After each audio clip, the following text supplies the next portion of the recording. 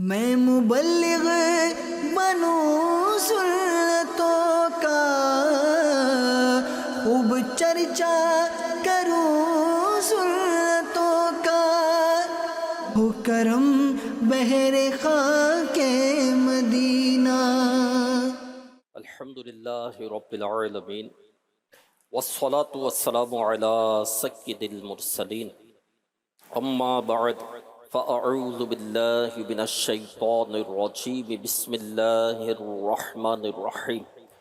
الصلاة والسلام علیک یا رسول اللہ وعلی آلک واصحابک یا حبیب اللہ۔ الصلاة والسلام علیک یا نبی اللہ وعلی آلک واصحابک یا نور اللہ۔ اللہ پاک کے آخری نبی رسول ہاشمی صلی اللہ علیہ وآلہ وسلم کا فرمان ہے، جو کہے صلی اللہ علی محمد، اس نے اپنے اوپر رحمت کے 70 دروازے کھول دیے۔ اس کی محبت لوگوں کے دلوں میں ڈال دی جائے گی، اور اس سے بغض نہ رکھے گا مگر وہ جس کے دل میں نفاق ہوگا۔ صلو علی الحبیب صلی اللہ تعالی علی محمد۔ قال اللہ تبارک و تعالی فی القرآن الکریم، اللہ پاک قرآن کریم میں ارشاد فرماتا ہے، اعوذ باللہ من الشیطان الرجیم، بسم اللہ الرحمن الرحیم، وَلَا تَكُونُوا كَالَّذِينَ نَسُوا اللَّهَ فَأَنسَاهُمْ أَنفُسَهُمْ اولئک هم الفاسقون۔ صدق اللہ العظیم وصدق رسولہ النبی الکریم صلی اللہ علیہ وآلہ وسلم۔ اور ان لوگوں کی طرح نہ بنو جنہوں نے اللہ کو بھلا دیا، تو اللہ نے ان کی جانیں بھلا دیں، وہی نافرمان ہیں۔ پیارے پیارے اسلام بھائی اور مدنی چینل کے ناظرین، ہم نے پارہ 28 سورہ حشر کی آیت 19 سننے کی سعادت حاصل کی۔ بہت ہی فکر انگیز اور دل کو جھنجھوڑ دینے والی یہ آیت کریمہ ہے۔ اللہ پاک نے فرمایا وَلَا تَكُونُوا، ترجمہ اور نہ بنو، کیا نہیں بننا؟ فرمایا كَالَّذِينَ نَسُوا اللَّهَ، ان لوگوں کی طرح جنہوں نے اللہ کو بھلا دیا۔ مثلا فرعون کی طرح نہ بننا، کیونکہ فرعون نے اپنے رب کو بھلا دیا تھا۔ حامان نے اپنے رب کو بھلایا، تو حامان کی طرح نہ بننا، قارون کی طرح نہ بننا۔ اللہ پاک نے قارون کو خزانے عطا کیے، یعنی کہ جس کو جو بھی نعمت عطا کرتا ہے وہ ہمارا رب ہی عطا کرتا ہے۔ تو اتنے خزانہ قارون کا، اتنا خزانہ کہ کہتے ہیں کہ قارون کے خزانوں کی جو چابیاں تھی ایک اونٹوں کی جماعت پر لادی جاتی تھی۔ اتنا خزانہ نہیں، خزانے کی چابیاں۔ لیکن قارون نے اللہ کو بھلایا۔ اسی طرح نمرود نے اللہ کو بھلایا تو نمرود جیسے نہ بننا۔ شداد نے اپنے رب کو بھلا دیا تو شداد جیسے مت بننا۔ قوم عاد نے اپنے رب کو بھلا دیا تو قوم عاد جیسے مت بننا۔ ابو جہل جیسے مت بننا۔ عتبہ اور شیبہ وغیرہ ان سب نے اللہ پاک کو بھلا دیا، تم ان جیسے مت بننا۔ اب سوال یہ ہے کہ ان لوگوں نے اللہ پاک کو بھلایا تو ان کے ساتھ ہوا کیا؟ اور خدا نہ خواستہ ہم اگر اپنے رب کو بھلاتے ہیں تو ہمارے ساتھ کیا ہوگا؟ اللہ پاک نے فرمایا فَأَنسَاهُمْ أَنفُسَهُمْ أُولَئِكَ هُمُ الْفَاسِقُونَ، تو اللہ نے انہیں ان کی جانیں بھلا دی، وہی نافرمان ہیں۔ اللہ اکبر، یہ ایک عجیب سزا ہے کہ انسان نے اللہ پاک کو بھلایا تو اللہ پاک نے انہیں ان کی جانیں بھلا دی۔ یہ نہیں ہوا کہ اللہ کو انسان نے بھلایا تو اس پر پتھر برسے، یہ نہیں ہوا کہ زلزلہ آیا، یہ نہیں ہوا کہ زمین جو ہے وہ پھٹ گئی اور انسان اس کے اندر دھنس گیا، بلکہ اس کو یہ عذاب دیا گیا کہ وہ اپنی جان کو بھول گیا، وہ اپنی جان کو بھول گیا۔ یہاں یہ بھی یاد رکھنا چاہیے کہ خود کو بھول جانا عذاب الہی کا دروازہ ہے۔ جب بندہ خود کو بھول جاتا ہے تو خود اپنے پیروں پر چل کر وہ عذاب الہی کی طرف بڑھتا ہے، یہاں تک کہ عذاب الہی میں وہ گرفتار ہو جاتا ہے۔ اللہ پاک نے پچھلی قوموں کا ذکر فرمایا، فَلَمَّا نَسُوا مَا ذُكِّرُوا بِهِ، پھر جب انہوں نے ان نصیحتوں کو بھلا دیا جو انہیں کی گئی تھی، یعنی ان کو جن نیک عمل کی نصیحتیں کی گئی تھی، جب انہوں نے ان نصیحتوں کو بھلا دیا تو پھر کیا ہوا؟ تو کیا ہوا؟ ان پر پتھر نہیں برسے، فوراً نہیں برسے پتھر، عذاب آئے ان پر، لیکن جب انہوں نے اس طرح کے اعمال کیے اور نصیحتوں کو بھلا دیا تو ان پر فوراً پتھر نہیں برسے، فوراً زلزلے نہیں آئے ان پر، فوراً جو ہے وہ زمین پھٹی اور یہ اس پہ دھس گئے، ایسا نہیں ہوا، فوراً یہ نہیں ہوا کہ زمین اٹھا دی گئی اور آسمان کی طرف لے جا کر پلٹ دی گئی، نہیں، یا اسی وقت ان پر ایک چنگاڑ کا عذاب آ گیا، ایسا نہیں ہوا۔ کیا اس کا رزق بند ہو گیا؟ نہیں، جبکہ انہوں نے رب کی نصیحتوں کو بلایا تو کیا ہوا ان کے ساتھ؟ فرمایا فتحنا علیہم ابواب کل شیء، ترجمہ کنز العرفان، تو ہم نے ان پر ہر چیز کے دروازے کھول دیے۔ اللہ اکبر، انہوں نے نمازیں چھوڑی، اللہ پاک کا ذکر جو ہے وہ چھوڑا، نیک اعمال چھوڑے، ماں باپ کی نافرمانیاں کرتے تھے، انبیاء کرام علیہم السلام کی اطاعتیں انہوں نے چھوڑ دی، تو کیا ہوا؟ اللہ پاک نے دروازے ان پر کھول دیے، جی آسمان سے ان پر جو ہے وہ بارشیں برسیں، زمین نے ان کے لیے سونا اگایا، رزق کی فراوانی ہو گئی، آسائشیں انہیں ملی، راحتیں انہیں ملی، چین انہیں ملا، اور وہ مال و دولت میں گھر گئے، مال ہی مال، دنیا ہی دنیا ان کے پاس جمع ہو گئی۔ حتی اذا فرحوا بما اوتوا، ترجمہ کنز العرفان، یہاں تک کہ جب وہ اس پر خوش ہو گئے جو انہیں دی گئیں، جو انہیں نعمتیں ملی، اور اس پر یہ خوش ہو گئے اور اپنی موت کو بھول گئے، دنیا میں کھو گئے، دنیا کی آسائشوں اور راحتوں میں گھر گئے، غفلت میں سرتاپا غرق ہو گئے، پھر اخذناہم بغتۃ فاذا ہم مبلسون، تو ہم نے اچانک انہیں پکڑ لیا، بس اب وہ مایوس ہیں۔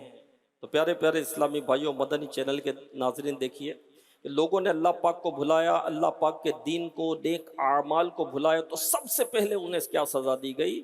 انہیں یہ سزا دی گئی کہ انہیں غفلت میں ڈال دیا گیا اور وہ خود کو بھول گئے، یعنی خود کو بھول جانا یہ ایک عذاب ہے، یہ عذاب ہے، یعنی فوراً ان پر پتھر نہیں برسے، ان پر آزمائشیں نہیں آئی، ان پر غم نہیں آئے، ان پر مصیبتیں نہیں آئی، ان پر تکالیفیں نہیں آئی، ان پر عذاب نہیں آیا، بلکہ وہ خود کو بھول گئے، انہیں راحتیں دی گئی، ان پر بارش برسائی گئی، زمین نے ان کے لیے سونا اگلا، انہیں ان کے رزق میں اضافہ ہوتا چلا گیا، ٹھیک۔ پھر جب وہ غافل ہو گئے، مال میں گر گئے، دولت کے نشے میں بدمست ہو گئے، تو پھر کیا ہوا؟ پھر ان پر عذاب آیا، پھر اللہ پاک نے ان کی گرفت فرمائی، تو پتہ چلا کہ خود کو بھول جانا عذاب الہی کا دروازہ ہے۔ پہلے بندہ اللہ پاک کو بھولتا ہے، اس کی سزا میں خود کو بھولتا ہے، پھر عذاب کا مستحق ہو جاتا ہے۔ تو میرے پیارے پیارے اسلامی بھائیوں، اس سے پتہ چلا کہ بندہ گناہوں میں ملوث ہے، گناہ کر رہا ہے، جھوٹ میں پڑا ہوا ہے، غیبت میں پڑا ہوا ہے، چغلیوں میں گھرا ہوا ہے، لوگوں کو تکلیف بھی دے رہا ہے، گالیاں بھی دے رہا ہے، رشتے بھی توڑ رہا ہے، لڑائیاں بھی کروا رہا ہے، جھگڑے بھی کروا رہا ہے، حسد بھی کر رہا ہے، تکبر بھی اس کے اندر ہے، بغض بھی اس کے اندر ہے، تو کینہ بھی اس کے سینے میں ہے، اور لیکن اس کو آسائشیں بھی مل رہی ہے، لیکن اس کو راحتیں بھی مل رہی ہے، اس کے کاروبار میں اضافہ ہو رہا ہے، اس کے بزنس میں اضافہ ہو رہا ہے، اس کی آسائشوں میں اضافہ ہو رہا ہے، اس کی راحتوں میں اضافہ ہو رہا ہے، تو بندہ یہ غافل ہو جاتا ہے، یہ سمجھتا ہے کہ میں جو کر رہا ہوں وہ صحیح کر رہا ہوں، معاذ اللہ، استغفر اللہ۔ تو اس طرح بندہ جو ہے یہ گھرتا ہے، تو ڈرنا چاہیے، خوف زدہ ہونا چاہیے۔ جب اللہ پاک مال دے، آسانیاں دے، راحتیں دے، آسائشیں دیں، اور تنگ دستی نہیں ہے، تکلیف نہیں ہے، جو لوگ پریشان ہیں، اس طرح کی پریشانیاں، تو ڈرنا چاہیے۔ خواجہ حسن بصری رحمۃ اللہ علیہ فرماتے ہیں کہ اللہ پاک جب کسی کو وسعت دے، اللہ پاک جب کسی کو وسعت دے اور اللہ پاک کی خفیہ تدبیر سے وہ نہ ڈرے، تو یہ اس کا عمل ناقص اور اس کی فکر کمزور ہے۔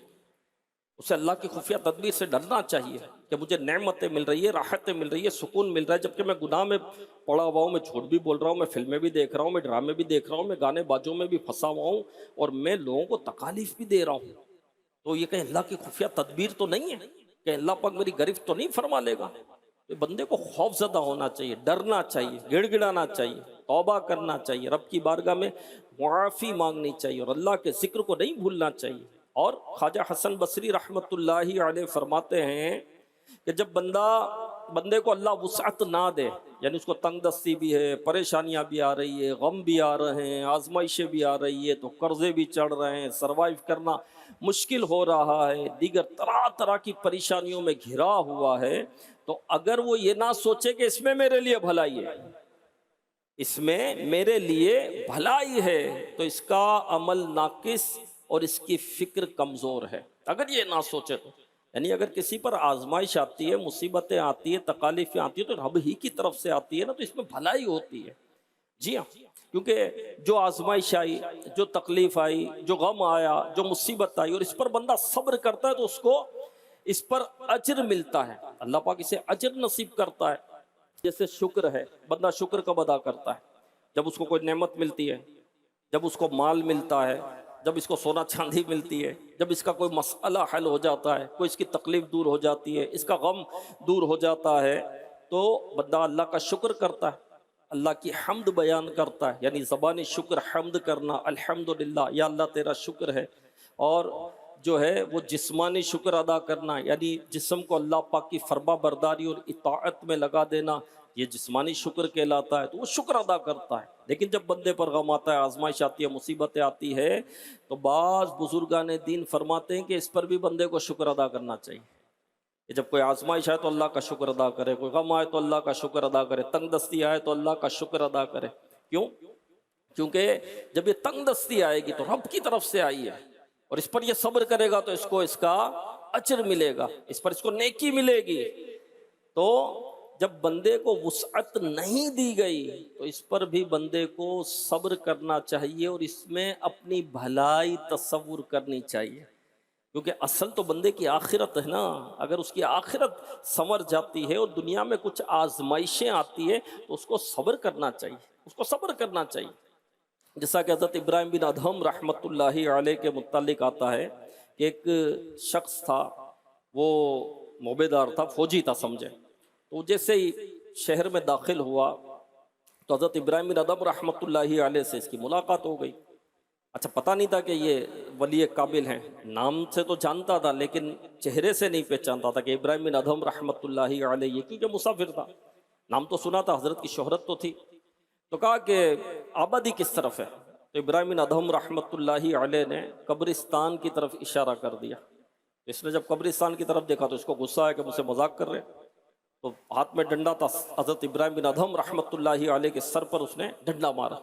آپ کا سر پھٹ گیا، تکلیف ہونے لگی، لوگ جمع ہو گئے، اس کو برا بھلا کہا کہ کیا کرتا ہے، زمانے کے ولی ابراہیم بن ادہم رحمۃ اللہ علیہ، تم نے ان کا سر پھوڑ دیا. اب اس کو پتہ چلا کہ حضرت ابراہیم بن ادہم رحمۃ اللہ علیہ، تو یہ ان کے معافی طلب تھی کہ حضور مجھے معاف کر دیں، مجھ سے غلطی ہو گئی، میں آپ کو پہچان نہیں سکا. لیکن حضور یہ ارشاد فرمائیے کہ جب میں نے آپ سے پوچھا کہ آبادی کس طرف ہے تو آپ نے قبرستان کی طرف اشارہ کر دیا، اس میں کیا حکمت تھی؟ تو کہا اصل آبادی تو یہی ہے کہ بندہ جب دنیا سے جائے گا تو یہیں آنا ہے اس کو، اس لیے میں نے کہا تھا. تو کہا حضور یہ تو آپ کی چلیں ایک طرح کی نصیحت والی بات تھی، لیکن ایک چیز میں نے اور نوٹ کی کہ جب آپ کے سر پر میں نے ڈنڈا مارا اور جب آپ کو تکلیف ہوئی تو آپ مجھے دعائیں دے رہے تھے.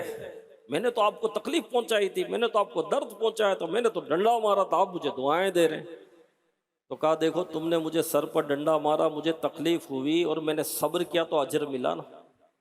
تو تم نہ ڈنڈا مارتے، نہ تکلیف ہوتی، نہ میں صبر کرتا، نہ اجر ملتا. تو تمہارے ذریعے تو مجھے اجر ملا، تو اس لیے میں تمہارے لیے دعائیں کر رہا تھا. تو میرے پیارے اسلام بھائی، بزرگوں کی کتنی پیاری اور مدنی سوچ ہوتی ہے. آج ہمیں کوئی تکلیف پہنچائے، آج ہمیں کوئی دکھ پہنچائے، آج کوئی ہمارے ساتھ ناجائز کرے، ہم تو بد دعائیں دیتے ہیں، اور ایسی ایسی بد دعائیں دیتے ہیں، بے شر کے روز تجھے رب پکڑے گا، سرکار کی شفاعت تجھے نہیں ملے گی. ارے میرے بھائی تو نے کیا ٹھیکہ لیا ہوا ہے؟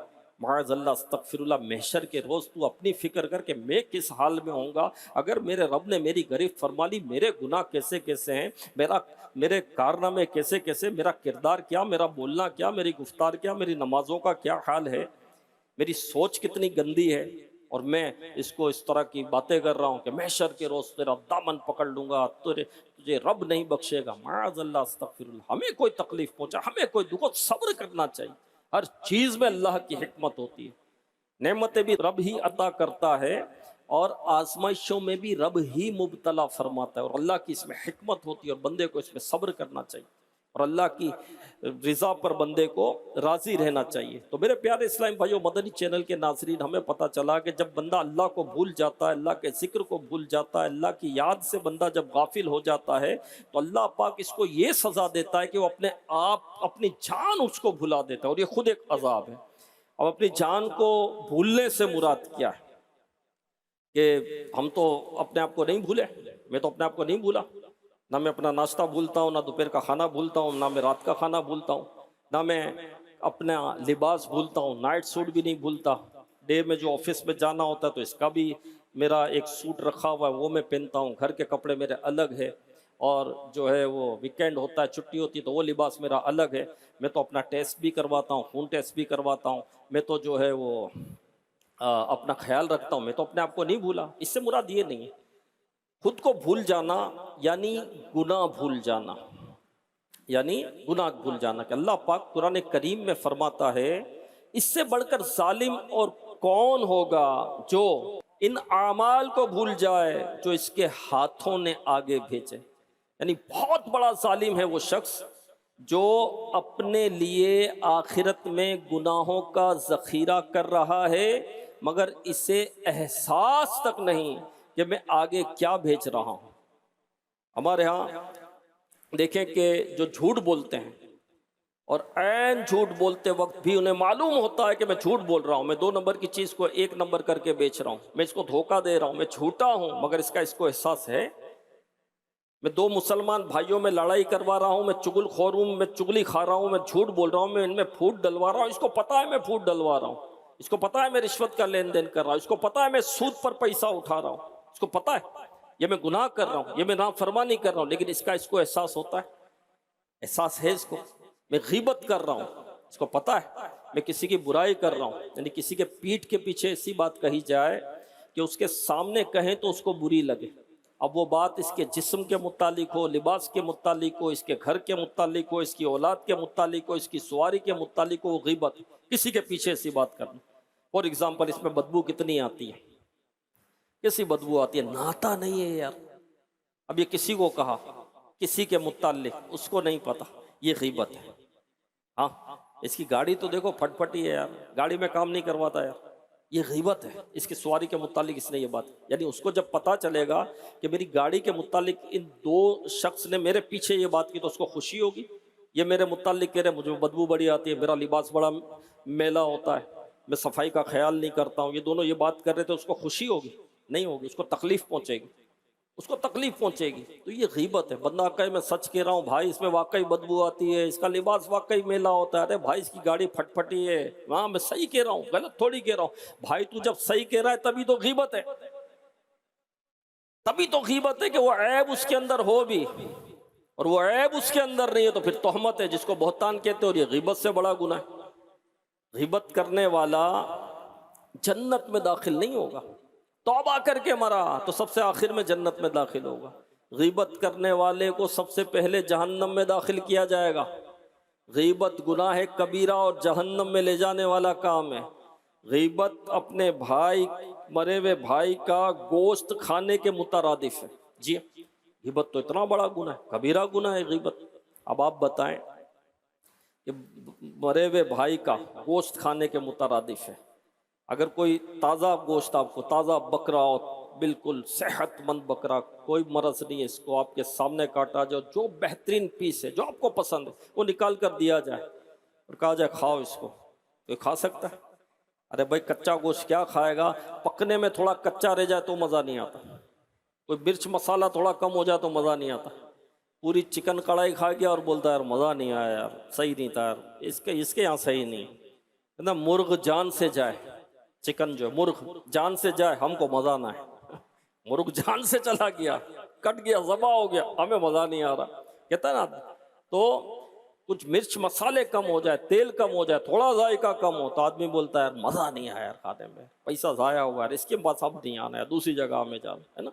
تو کچا گوشت، وہ بھی بدبودار گوشت کیسے کھا سکتا ہے؟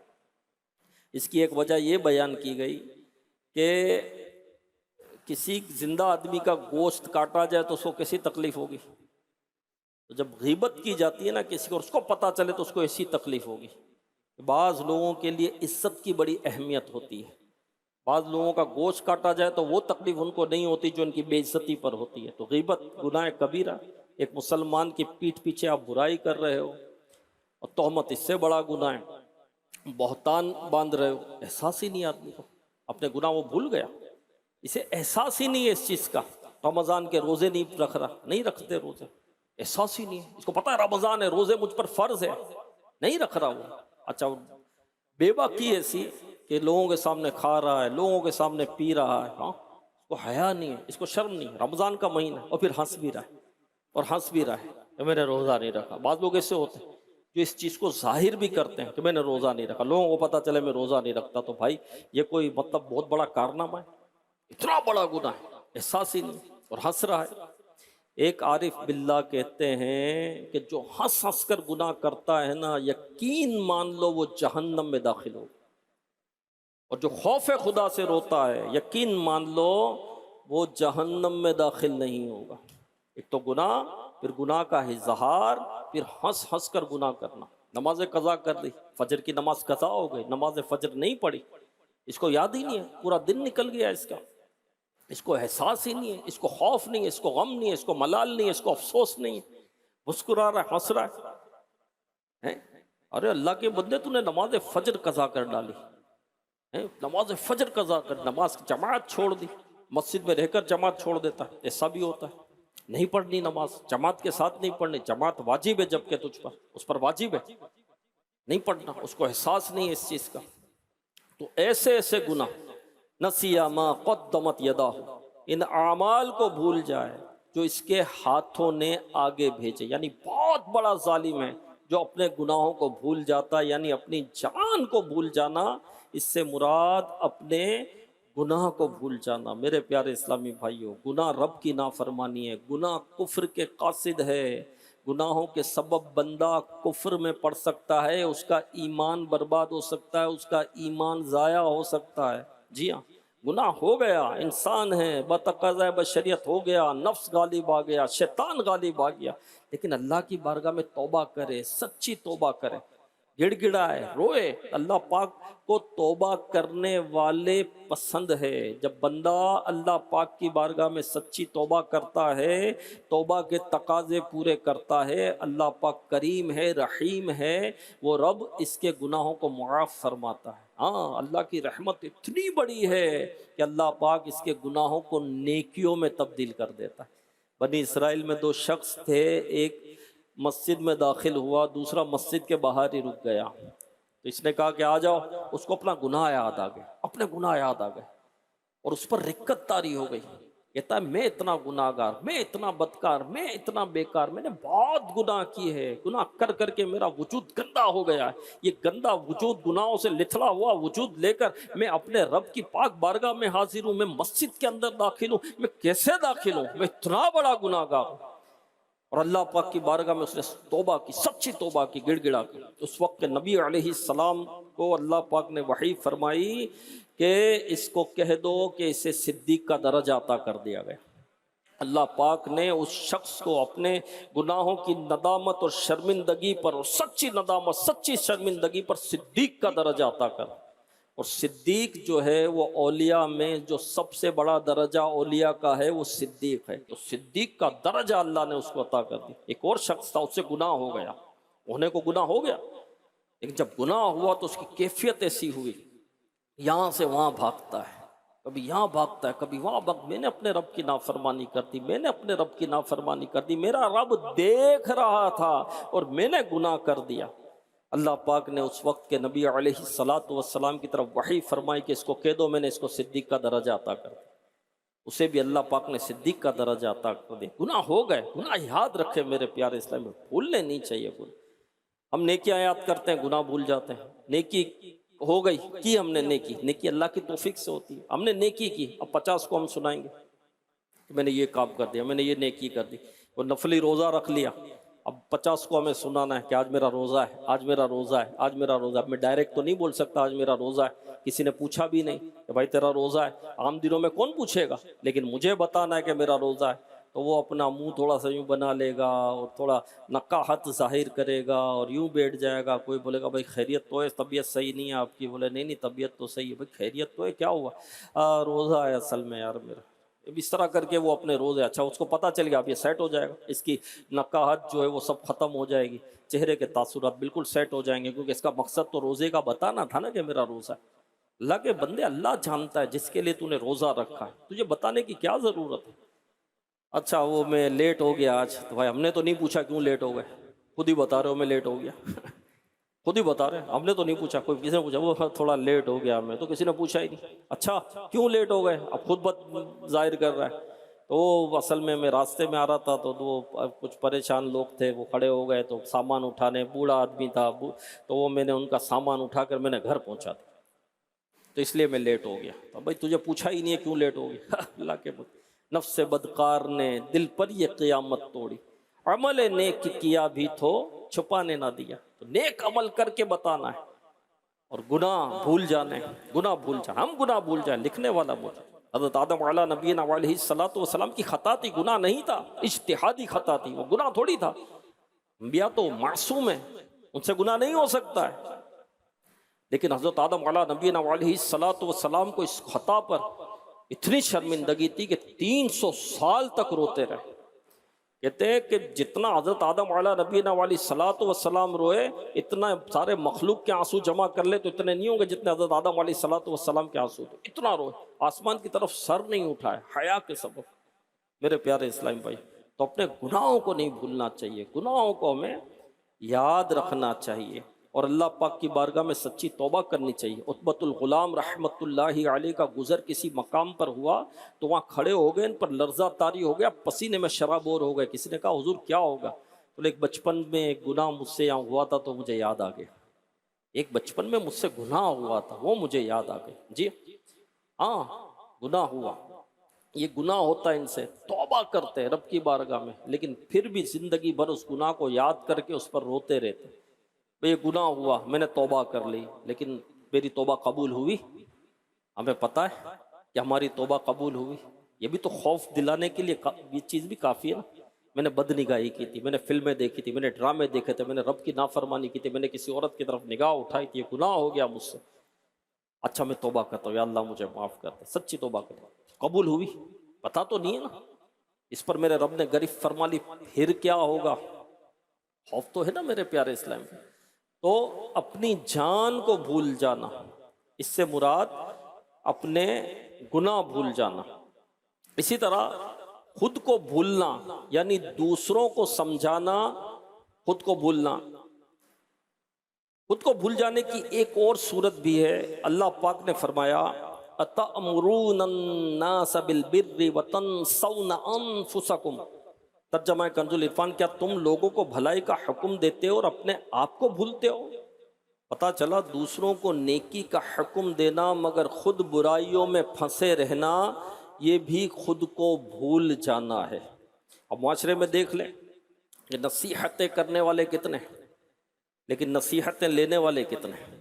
نصیحتیں کرنے والے بہت ملے گے، اور دوسرا آدمی جس کو علم ہو نہ ہو، پتہ ہو نہ پتہ ہو، ایک مطلب کہ دینی کتاب نہ پڑھی ہو، ایک آیت کا ترجمہ تفسیر نہ کبھی سناؤ، نہ کبھی پڑھاؤ، نہ کبھی سمجھاؤ، وہ بھی کہتا ہے قرآن میں اللہ یہ کہتا ہے۔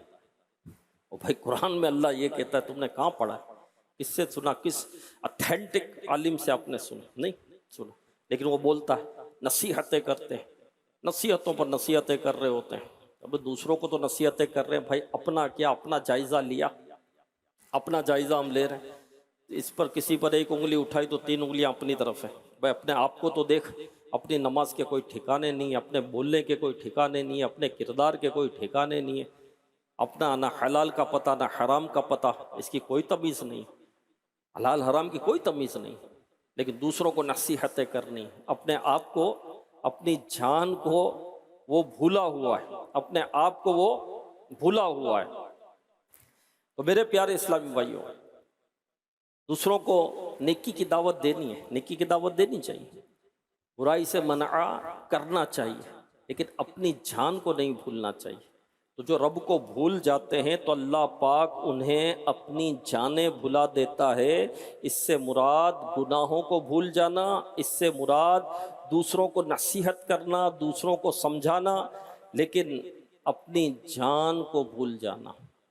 اللہ پاک پارہ 30 سورۃ الشمس آیت 9 اور 10 میں ارشاد فرماتا ہے، قد افلح من زکاہا وقد خاب من دساہا۔ ترجمہ کنز العرفان، بے شک جس نے نفس کو پاک کر لیا وہ کامیاب ہو گیا، جس نے نفس کو پاک کر لیا وہ کامیاب ہو گیا، اور بے شک جس نے نفس کو گناہوں میں چھپا دیا وہ ناکام ہو گیا۔ پتہ چلا جس نے اپنے نفس کو، اپنے اندر کو پاک کیا وہ کامیاب ہو گیا، اور جس نے اپنے اندر کو پاک نہ کیا، چاہے ساری زندگی تبصرے کرتے ہوئے گزر گئی، ساری زندگی دوسروں کو سمجھاتے ہوئے گزر گئی، اگر خود کو نہ سنوارا تو ناکامی مقدر ہو جائے گی۔ ہمیں خود کو سنوارنا ہے، اپنے ظاہر کو شریعت کے مطابق کرنا ہے، اپنے باطن کو شریعت کے مطابق کرنا ہے، اپنے کردار کو ستھرا کرنا ہے، ہاں، اپنے نفس کو پاک کرنا ہے۔ نفس جو ہے یہ گناہوں کی طرف لے کر جاتا ہے، یہ گناہوں کی ترغیب دلاتا ہے، نفس امارہ، ہاں، نیکی نہیں کرنے دیتا۔ یہ نفس امارہ ہمیشہ گناہ کی طرف لے کر جائے گا۔ یہ اتنا بدبخت برا نفس ہے یہ نفس امارہ کہ رب کی نافرمانی میں اس کی تسکین ہے، رب کی نافرمانی میں اس کو راحت ملتی ہے، سکون ملتا ہے۔ معاذ اللہ، استغفر اللہ۔ نفس امارہ جو گناہ کی ترغیب دلاتا ہے، ہمارے نفس امارہ نیکیوں کی طرف کہاں آنے دیتا ہے، نماز کی طرف کہاں آنے دیتا ہے۔ ابھی تو بڑا وقت ہے یار، بعد میں کر لینا۔ امامہ شریف، ارے گرمی بڑی لگے گی ابھی امامہ، ارے سنت ہے میرے بھائی، بولے تو گرمی لگے گی، محشر کی گرمی بھول گیا، محشر کی بھوک بھول گیا، محشر کی پیاس بھول گیا تو، یہ بھول گیا تو، ارے اللہ معاف کرنے والا ہے، بے شک اللہ معاف کرنے والا ہے۔ کس نے منع کیا کہ اللہ معاف کرنے والا نہیں؟ کس نے منع کیا؟ لیکن جو رب کی نافرمانی کرتے ہیں اللہ اس سے ناراض بھی تو ہوتا ہے، اللہ گرفت بھی تو فرمانے والا ہے نا۔ لیکن نفس کبھی بھی یہ ترغیب نہیں دلائے گا، نفس کبھی یہ نہیں کہے گا کچھ آخرت کی تیاری کر لے، کچھ تلاوت کر لے، زندگی گزر رہی ہے، 40 سال کا ہو گیا، 50 سال کا ہو گیا، موت قریب ہے، موت کبھی بھی آ سکتی ہے، موت کے لیے عمر کی قید نہیں، موت کے لیے مرض کی قید نہیں کہ کوئی مرض لگے گا تو موت آئے گی، یا اس عمر پر پہنچے گا تبھی موت آئے گی، 70 سال کے بعد موت آتی ہے، 70 سال سے پہلے موت نہیں آتی۔ نہیں نہیں نہیں، نفس کبھی بھی یہ ترغیب نہیں دلائے گا۔ نفس تو کہے گا تیرے پاس بہت وقت ہے، تیرے پاس بہت وقت ہے، ابھی تو مزے کر لے یار، کچھ کما لے، اپنا مستقبل بنا لے۔ ارے تو ابھی یہاں پڑا رہے گا تو تیرے مستقبل کا کیا ہوگا؟ ہاں، تیرے بچوں کا کیا ہوگا؟ ہاں صحیح ہے، یہ ہو جائے گا، ایک وقت آئے گا۔ بھائی مسجد کا کونا پکڑنا ہے تو دکان بنا لے، پھر مسجد کا کونا پکڑ لینا، تو اپنا کام سیٹ کر لے، پھر قافلے میں سفر کرتے رہنا۔ یہ تو یہ ترغیب دلائے گا نا، ہاں یہ ترغیب دلائے گا۔ اور بندہ اپنا کام سیٹ کرنے میں، اپنی دکان بنانے میں اپنی صحت، اپنی عمر گنواتا ہے، اور کہیں جا کر کسی کی دکان سیٹ بھی ہو گئی، کسی کا کام سیٹ بھی ہو گیا، اب اس کا جسم سیٹ نہیں ہوتا، اب اس کو بیماریاں لگی ہوتی، اب بڑھاپا آ جاتا ہے، اب اس میں وہ طاقت نہیں ہوتی جو جوانی کی عبادت بندہ کرے گا، وہ طاقت نہیں ہوتی۔ اور بھائی جب تو جوانی میں عبادت نہ کر سکا تو بڑھاپے میں کدھر سے کرے گا؟ بڑھاپے میں عبادت کہاں سے کر لے گا؟ جب تو جوانی میں ہی نہیں کر سکا عبادت تو بڑھاپے میں کیسے عبادت کرے گا؟ تو یہ نفس ہے، تو اپنے نفس کو پاک کرے، اپنی نگاہوں کی حفاظت کرے، اس کے لیے نگاہ کی حفاظت کرے، زبان کی حفاظت کرے، کانوں کی حفاظت کرے، ہاتھ پاؤں پیٹ کی حفاظت کرے میرے پیارے اسلام بھائی۔ جی ہاں، اور نفس کشی کرنی پڑے گی، اس کی مخالفت کرنی پڑے گی۔ ہاں، تو اپنے آپ کو بھولنا جو ہے یہ گناہوں کو بھولنا اور گناہوں میں مبتلا ہو جانا، اور خود کو بھولنا یعنی موت کو بھولنا، موت کو بھولنا۔ جو اللہ کو بھولتا ہے اللہ پاک انہیں ان کی جانیں بھلا دیتا ہے۔ سے مراد گناہوں کو بھولنا اور اپنی آخرت کو بھولنا، اپنی موت کو بھولنا۔ ہاں کہ موت نہیں آنی، مجھے نہیں مرنا ہے، پوری کائنات ہم سب فانی ہیں، ہم سب اپنی اپنی باری میں موت کا ذائقہ چکھیں گے، اس دنیا سے جانا ہی جانا ہے، کر لے جو کرنا ہے آخر موت ہے، موت آ کر ہی رہے گی یاد رکھ، جان جا کر ہی رہے گی یاد رکھ، 100 برس جی، مرنا ہے، مرنا ہے، دنیا میں نہیں رہنا، موت کا ذائقہ چکھنا ہے۔ مگر افسوس ہمیں یہ دنیا یاد رہتی ہے، موت بھول جاتی ہے، مرنا بھول جاتا ہے، روح کا نکلنا بھول جاتا ہے، قبر میں عرصہ دراز گزارنا ہے، یہ بندہ بھول جاتا ہے، یہ بندہ بھول جاتا ہے۔ تو موت تو آتی ہے، دنیا تو ایک راستہ ہے، ایک راستہ ہے جو منزل پر پہنچائے گا، اس راستے سے گزرنا ہے ہمیں، یہ تو مسافر ہے ایک بندہ۔ ہاں، ایک شخص بتائیں جو جنت میں داخل ہوگا دنیا سے گزرے بغیر، تو دنیا تو راست گزر گئا ہے، اس سے تو گزر رہے ہیں ہم اس وقت، اور اپنی آخرت کی منزل کی طرف ہم بڑھ رہے ہیں، لیکن نہیں، بندہ موت کو بھول جاتا ہے۔ میرے پیارے اسلام بھائی، تو اپنی موت کو یاد رکھنا۔ ایک مرتبہ حضرت اسرائیل علیہ السلام کہیں بیٹھے تھے، بیٹھے بیٹھے مسکرانے لگے، پھر تھوڑی دیر بعد رونا شروع ہو گئے۔ رب کریم جو سب چھپی باتیں جانتا ہے، اللہ پاک نے فرمایا اے ملک الموت، تم مسکرائے کیوں، پھر روئے کیوں؟ عرض کیا یا اللہ پاک، ایک مرتبہ تو نے مجھے حکم دیا، میں ایک خاتون کی روح قبض کرنے پہنچا، میں نے دیکھا کہ وہ دور ریگستان میں تھی، اس کے ساتھ اس کا دودھ پیتا بچہ بھی تھا، اس کے علاوہ دور دور تک کوئی موجود نہیں تھا۔ اس خاتون کی روح قبض کرتے وقت مجھے بچے پر رحم آیا اور میں رو دیا۔ بہرحال حکم تھا، روح تو قبض کرنی ہی تھی، چنانچہ میں اس بچے کو وہیں چھوڑ کر ماں کی روح قبض کر لایا۔ آج اچانک اسی بچے کے متعلق سوچ کر مجھے رونا آ گیا۔ عرض کیا ہے مالک کریم، یہ تھی میرے رونے کی وجہ۔ مسکرایا اس لیے تھا کہ ایک مرتبہ ایک شخص کی روح قبض کرنے پہنچا، وہ بہت بوڑھا تھا، کمر جھکی ہوئی تھی، لاٹھی کے سہارے چلتا تھا۔ جب میں روح قبض کرنے پہنچا تب وہ ایک موچی کے پاس تھا، اس کا جوتا ٹوٹ گیا تھا، وہ موچی سے کہہ رہا تھا میرے جوتے کا ایسا مضبوط تلوا سول لگاؤ، کم از کم سال تو گزار لے، ایک سال تو گزار لے۔ اسے دیکھ کر میں مسکرا پڑا کہ دیکھو کتنا بوڑھا ہو چکا ہے، میں ابھی اس کی روح قبض کرنے والا ہوں اور یہ سال بھر زندہ رہنے کی امید لگائے بیٹھا ہے۔ آج اسی بوڑھے اولڈ مین کے متعلق سوچ کر میں پھر سے مسکرا پڑا۔ اللہ پاک نے فرمایا اے ملک الموت، بے شک جس نے تجھے رلایا وہی ہے جس نے تجھے ہنسایا۔ یعنی اے ملک الموت، وہ بچہ جس پر رحم کھا کر تمہیں رونا آیا تھا، یہ وہی تو تھا جو بڑا ہوا، لمبی عمر پائی، بڑھاپے کو پہنچا۔ یہی وہ بوڑھا تھا جس کی لمبی امید کو دیکھ کر تم مسکرا دیے۔ پہلوانوں کو پچھاڑا موت نے، کھیل کتنوں کا بگاڑا موت نے۔ تو پیارے اسلامی بھائیوں، مدنی چینل کے ناظرین، کم و بیش ہمارا حال بھی ایسا ہی، ہم نہیں جانتے کہ موت کب آنی ہے، آگاہ اپنی موت سے کوئی بشر نہیں۔ سامان 100 برس کا ہے، پل کی خبر نہیں۔ ہاں، ایک بزرگ کہتے ہیں کہ تیری امیدیں جو ہیں وہ تیری عمر سے بڑھ گئیں، پلاننگ عمر سے بڑھ گئی، منصوبے عمر سے بڑھ گئے۔ جی ہاں، کل کا سورج دیکھنا نصیب ہوگا یا نہیں یہ ہمیں نہیں پتا۔ اتنے لوگ ہمارے سامنے دنیا سے جا رہے ہیں، جوان جا رہے ہیں، سارے بوڑھے تو نہیں جا رہے۔ اتنا معاشرے میں بوڑھے کم نظر آتے، جوان زیادہ نظر آتے، پتہ چلا بڑھاپے تک لوگ پہنچ ہی نہیں رہے، بڑھاپے تک پہنچ نہیں رہے لوگ۔ تو میرے پیارے اسلام بھائیوں، اپنی موت کو یاد کرنا، ہاں بالکل اپنی موت کو یاد کرنا۔ اسی طرح خود کو بھولنا، یعنی اپنی اوقات بھول جانا۔ خود کو بھول جانے کی ایک اور صورت بھی ہے، اور وہ ہے اپنی اوقات بھول جانا۔ اللہ پاک فرماتا ہے وَضَرَبَ لَنَا مَثَلًا وَنَسِيَ خَلْقَهُ، ترجمہ کنز العرفان، اور ہمارے لیے مثال دیتا ہے اور اپنی پیدائش کو بھول گیا۔ ابی بن خلف جو مکے کا بڑا غیر مسلم تھا، ایک دن پرانی بوسیدہ سی ہڈی لے کر بارگاہ رسالت میں حاضر ہوا۔ یہ اپنے ہاتھ سے ہڈی کو توڑتا جاتا تھا اور کہہ رہا تھا اے محمد صلی اللہ علیہ وسلم، کیا آپ یہ کہتے ہیں کہ اس ہڈی میں دوبارہ جان ڈال دی جائے گی؟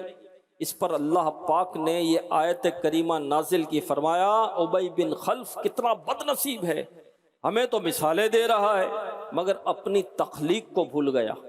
کیا یہ نہیں جانتا کہ اسے بھی ہم نے ایک قطرے سے انسان بنایا ہے؟ جو مالک کریم ایک قطرے سے گوشت اور ہڈیاں بنا سکتا ہے، وہ بھری ہوئی ہڈیوں میں دوبارہ جان بھی ڈال سکتا ہے۔ تو پتہ چلا اپنی تخلیق کو بھول جانا۔ میری ابتدا کیا ہے؟ میری ابتدا کیا ہے؟ بندہ سوچے نا میری ابتدا کیا ہے اور میری انتہا کیا ہے. مرنے کے بعد جب قبر میں اتار دیا جائے گا تو میرے جسم کا حل کیا ہوگا؟ میرے جسم پر کیڑے پڑیں گے، چمڑیاں ادھڑ جائے گی، گوشت گل جائے گا. ہاں کیڑے کھائیں گے، یہ گوشت، ہڈیاں گل جائے گی، گوشت کے کیڑے کھائیں گے. ہاں یہ خوبصورت چہرہ جو ہے یہ آنکھیں ابل کر رخسار پر آ جائے گی. ہاں کیڑے ایک کان سے داخل ہوں گے دوسرے سے نکلیں گے، ایک آنکھ سے داخل ہوں گے دوسرے سے نکلیں گے. جی ہاں یہ میرے جسم کا حال ہوگا، بدبو ہوگی. ہاں 2 دن بعد 3 دن بعد کہتے ہیں کہ قبر میں پیٹ پھٹ جاتا ہے. ہاں پیٹ پھٹ جاتا ہے، نہیں دیکھ سکتا آدمی، ایسی بدبو، ایسی بدبو. حال کیا ہوگا؟ انتہا کیا ہے؟ میری حیثیت کیا ہے؟ میرے اندر کیا ہے؟ میرے اندر سے کیا نکلتا ہے؟ اسے دیکھنا مجھے پسند نہیں. یہ تو حال ہے میرا. ہاں یہ تو حال ہے. ناک کے اندر کیا ہے؟ یہ تو حال ہے بندے کا. تو اپنے آپ کو بھول گیا، اپنی اوقات بھول گیا، اور دوسروں کو تو کمتر سمجھنے لگ گیا، اپنے آپ کو افضل سمجھنے لگ گیا. میرے پاس بڑا پیسہ ہے. بھائی تیرے پاس پیسہ ہے تو رب نے دیا. میرے پاس بڑا علم ہے تو یہ بھی رب نے دیا. علم کس نے دیا؟ رب نے عطا. میں بڑا ذہین ہوں تبھی تو مجھے اتنی چیزیں یاد ہو. میری ذہانت ہے. تو بھائی ذہانت کس نے دی؟ علم بھی رب نے دیا تو ذہانت بھی تیرے رب نے دی. بندے کا اپنا ہے کیا؟ کچھ بھی نہیں. عاجزی کر، انکساری کر، تکبر مت کر. تو تکبر کرنے والا اپنے آپ کو بھول گیا، اپنی جان کو بھول گیا، اور یہ سزا ہے. یہ سزا ہے میرے پیارے اسلام. تو اپنی جان کو نہیں بھولنا، اپنی اوقات کو نہیں بھولنا، اپنی آخرت کو نہیں بھولنا. تو ہم نے سنا کہ جو اللہ کو بھول جاتا ہے تو اللہ پاک اس کو یہ سزا دیتا ہے کہ اسے اپنی جان بھلا دیتا ہے. اور اپنی جان کو بھولنا کیا ہے؟ کہ وہ گناہوں کو بھول جاتا ہے، موت کو بھول جاتا ہے، آخرت کو بھول جاتا ہے، اپنی قبر کو بھول جاتا ہے. اللہ کو بھولنا نہیں میرے پیارے اسلام بھائیو. ہاں تو اللہ کو بھولنے سے مراد اللہ کا ذکر بھولنا، ذکر اللہ سے دور ہونا، نمازوں سے دور ہونا، تلاوت سے دور ہونا، نیکیوں سے دور ہونا. نہیں، نیکیوں سے دور نہیں ہونا میرے پیارے اسلام بھائی. نیک اعمال کرنے ہیں، اللہ کا ذکر کرنا ہے. نماز کا جب وقت آ جائے تو سب کچھ چھوڑ دینا ہے. اب نماز کیا کام، کیا دنیا، کیا دنیا. جب نماز میں باندھ کر یہ نیت، یہ اٹھاتا ہے نا ہاتھ، اس سے مراد دونوں جہان سے اٹھایا ہاتھ نماز میں. دونوں جہان ہے، بس میں اور میرا رب. اب نماز کا ٹائم ہو گیا، لوگ نمازیں قضا کر دیتے. اللہ پاک ہمیں نیک اعمال کرنے کی توفیق عطا فرمائے، اور ان لوگوں میں ہمیں نہ رکھے جو اپنی جان بھول گئے، اپنے آپ کو بھول گئے.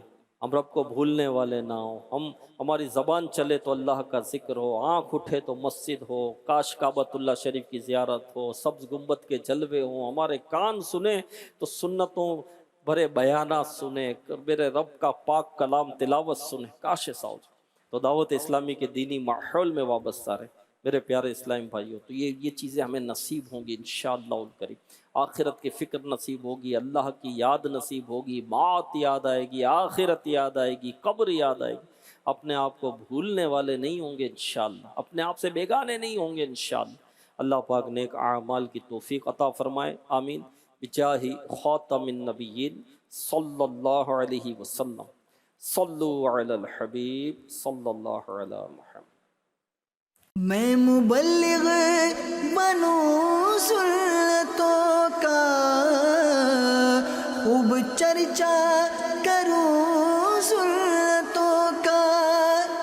ہو کرم بہر